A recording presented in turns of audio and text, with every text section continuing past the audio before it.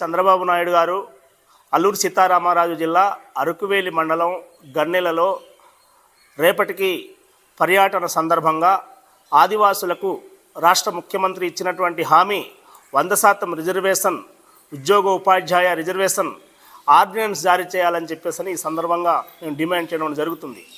రాష్ట్ర ప్రభుత్వం అనేక సందర్భంలో అనేక దఫాలుగా 100% రిజర్వేషన్ ఇస్తామని చెప్పేసి హామీ ఇచ్చారు.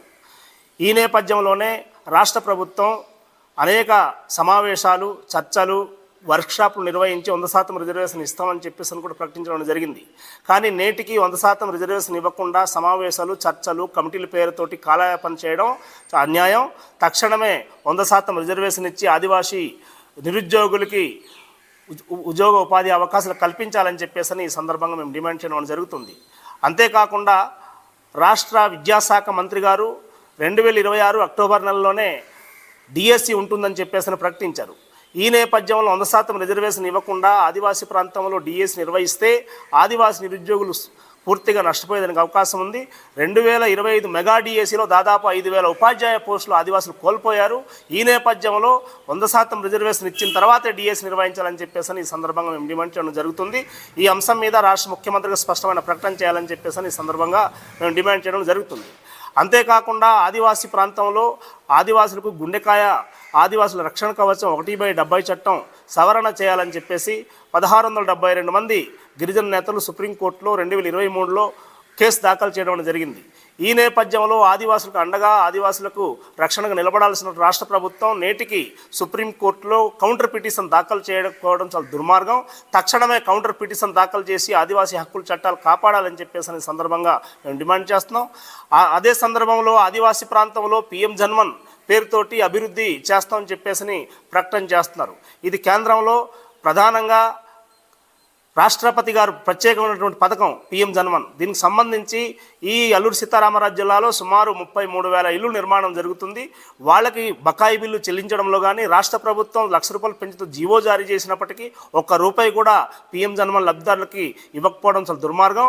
తక్షణమే రాష్ట్ర ప్రభుత్వం పెంచిన ₹1,00,000 విడుదల చేయాలని చెప్పేసి ఈ సందర్భంగా డిమాండ్ చేస్తున్నాం. PM జన్మన్ పథకం అంటే ఒక హౌసింగ్ అభివృద్ధి కార్యక్రమాలు పూర్తి చేయాలని చెప్పేసి ఈ సందర్భంగా మేము డిమాండ్ చేయడం జరుగుతుంది.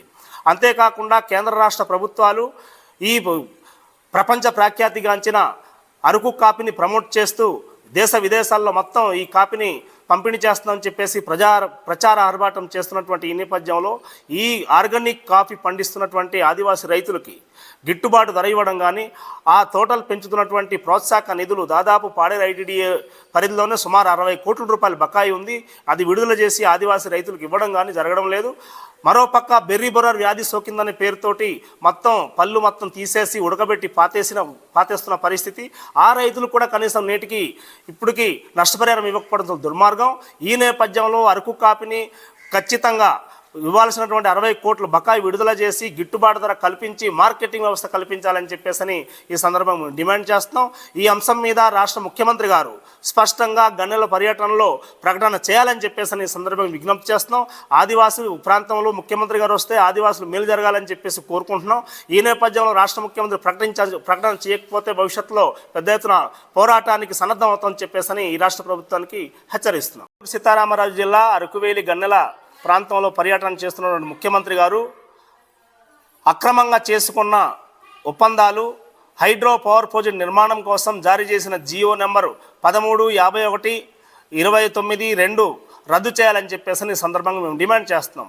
రాష్ట్ర ప్రభుత్వం ఆదివాసీ హక్కులు చట్టాలు ఉల్లంఘించి ఈ 5వ షెడ్యూల్ భూభాగంలో అనంతగిరి, అరకువేలి, ఉక్కుంపేట, చింతపల్లి, జీకే వీధి, కొయ్యూరు ఈ మండలాల పరిధిలో సుమారు 5 కేంద్రాల్లో హైడ్రో పవర్ ప్రాజెక్ట్ నిర్మాణం చేయాలని చెప్పేసి అక్రమ ఒప్పందాలు చేసుకుంది.